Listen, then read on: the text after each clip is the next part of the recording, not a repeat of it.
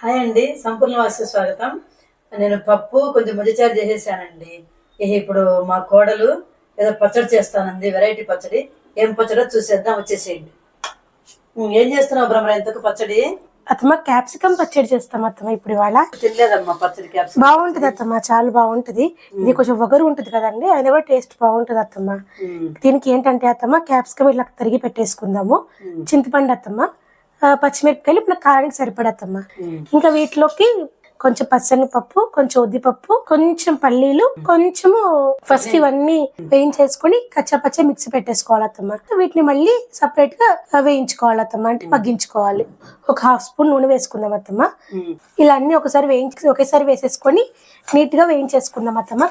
ఇలా golden brown colour లో కాస్త వేగిపోయాక వీటిని తీసి పక్కన పెట్టుకుని ఇదే బాండిలో ఇదే ఆయిల్ లో మిగతావి కూడా మనము మంచిగా వేయించేసుకుందాము. ఇది ఉండత్తమ్మ, క్యాప్సికమ్ కొంచెం మగ్గిపోయింది అత్తమ్మ. నేను కాస్త ఉప్పు వేసుకొని మగ్గించుకున్నాను.